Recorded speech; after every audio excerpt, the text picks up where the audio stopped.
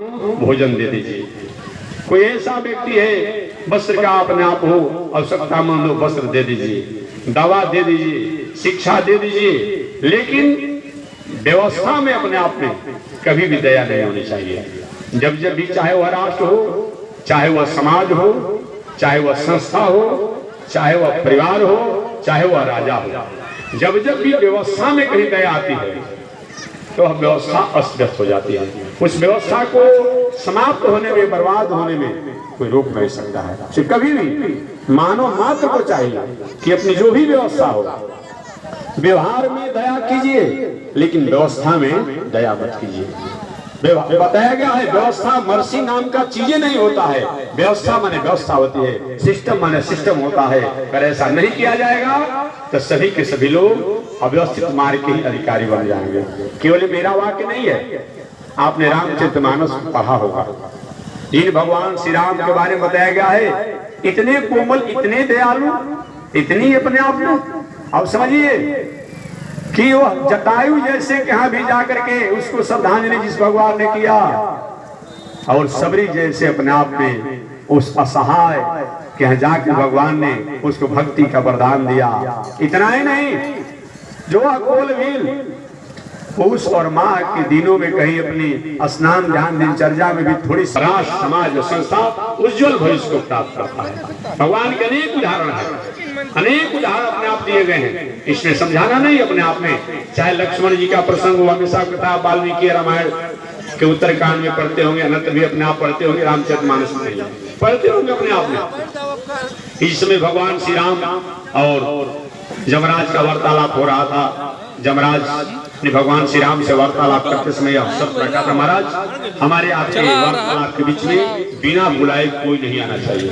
तो ठीक है, चलिए आप जो कह रहे थे। उसी समय संयोग से दुर्वासा ऋषि आ गए। लक्ष्मण जी पहारा दे रहे थे। लक्ष्मण जी को हिदायत भी किया गया था कि जमराज से जब तक हमारी वार्तालाप होती रहेगी तब तक किसी को आने नहीं देना। दुर्वासा ऋषि आए कि लक्ष्मण जाकर राम जी से कह दो कि दुर्वासा ऋषि आए हैं और नहीं बताओगे तो मैं सबको अपने आप साथ। उस समय यही विचार किए कर नहीं जाता हूं तो पूरे रघुवंश से कहीं न कहीं अपने आप में अस्त व्यस्त हो जाएंगे। अगर मैं जाता हूं तो भगवान के दंड का अधिकारी मैं बनूंगा। ये जान करके लक्ष्मण जी गए और कहे कि दुर्वासा ऋषि आए हैं। जमराज अपने वार्तालाप वाणी को रोक के, महाराज आप अपने वचनों को याद रखिएगा। आपने कहा था कि हमारी आपके वार्तालाप के बीच में तीसरा व्यक्ति कोई बिना बुलाए नहीं आना चाहिए। याद रखिएगा, आपको सुमित भाई। समझिए क्या होता है व्यवस्था। जिन लक्ष्मण जी के लिए वही भगवान श्री राम लंकापुरी में जय हो अवध कवन मुगलाई नारी हेतु के बंधु गवाए। आपने कौन कथा रह जाता होगा। अपने गोद में लेकर के जब तक शक्ति बाण लगा था लक्ष्मण को, रात्रि भर अपना उस दिन भगवान भोजन भी नहीं किए थे, भोजन भी नहीं किए थे।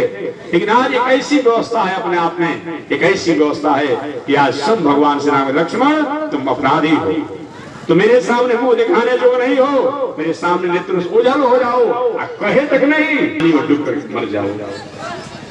तुम मेरे सामने मुंह दिखाने जो नहीं हो, क्योंकि मेरी अवज्ञा किया है तुमने। और सही में लक्ष्मण ने वही काम किया। जाकर के वही अयोध्या के वन में जो गुप्तार घाट है वहां जाकर क्या किए, जल में समाहित हुए।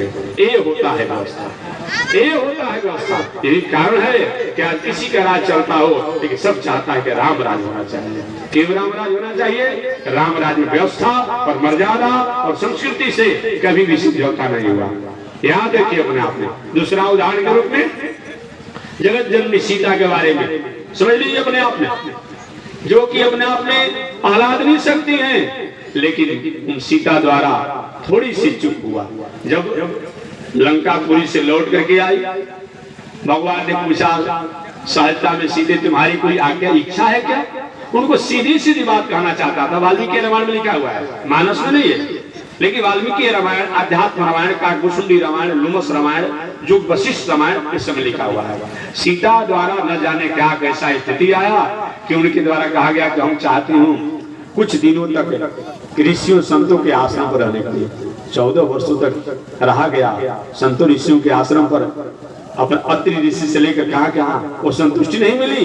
भगवान समझ गए नहीं, अभी सीता कहीं अपने आप में इनके मन में कोई न कोई वासनाएं हैं, भावनाएं हैं। वो क्या हुआ, तो ठीक है।